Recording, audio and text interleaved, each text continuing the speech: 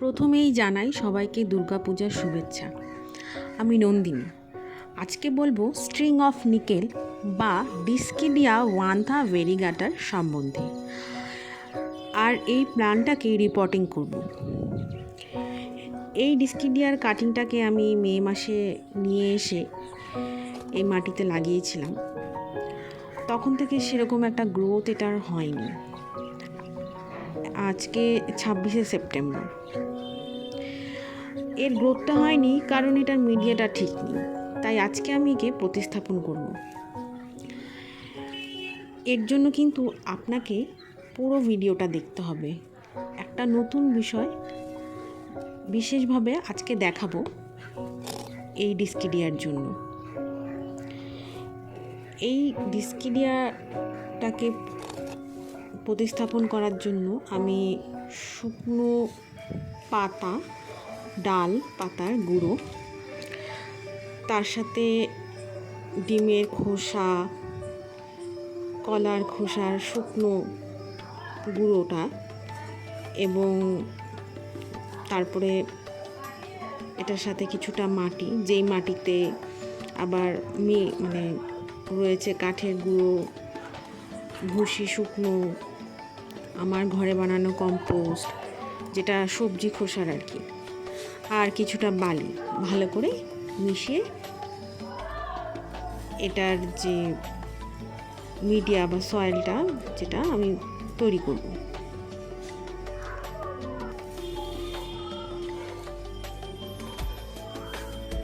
দেখে নিন, এই যে এখানে এটা হলো ডিমের খোসা আর কলার খোসা শুকনো, একদম শুকনো গুঁড়ো করা। এটা সেই মাটিটা এবং তার সাথে কিছুটা বালি।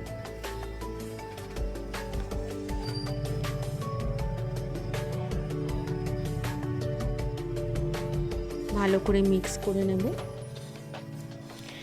সাধারণত আদতে এই ধরনের উদ্ভিদ দেখা যায় বড় বড় গাছের ছাল বাকলের ওপরেই বেঁচে থাকে, অনেকটা অর্কিড জাতীয়।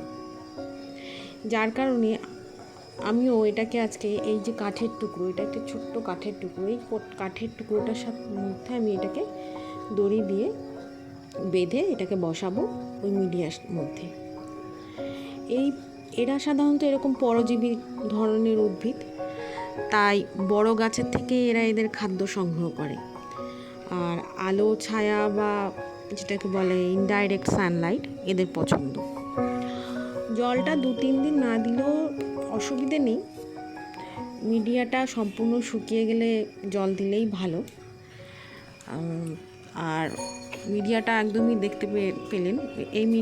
অনেকে এইটার জায়গায় আপনার ওই নারকেলের খোসাও, নারকেলের যেটা খোসাটা হয়, নারকেলের ছোবড়া বলে যেটাকে, ওটাও ছোটো একদম গুঁড়ো গুঁড়ো অবস্থায় ওটাও মিশিয়ে দিয়ে অনেকে এদের বসায়। অর্কিডকেও সেরকমই বসায়। তো এইভাবে আমি এটাকে বসিয়ে দিলাম। একদম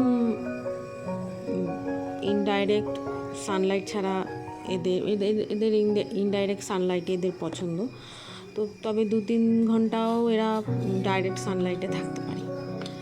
আমি তো আমার ছাদেই রাখতাম, ওখানে 2-3 ঘন্টা সকালের সূর্যের আলোটা পেত। প্রথম দিকের একদম প্রথম সকালের যে আলোটা। এই দেখুন, এখানে একদম ভালো করে জল দিয়ে দেবো। এইবারে এই মিডিয়াটা যতক্ষণ না শুকোবে তারপর আর জল দেবো। হিউমিডিটি খুব এদের পছন্দ, আর্দ্রতা সম্পন্ন আবহাওয়ায় এদের পছন্দ সব থেকে। তো মাঝে মাঝে একটুখানি গাছটায় স্প্রে করে দেবেন। যখন খুব গরম থাকে অবশ্যই তখন করবেন।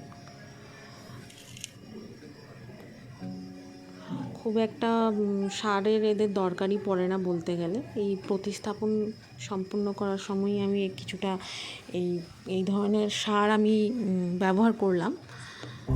সার বলতে ওই কলার খোসা আর ডিমের খোসা। তো এইভাবেই আপনি ডিসিডিয়াটাকে আপনার যত্ন করতে পারেন।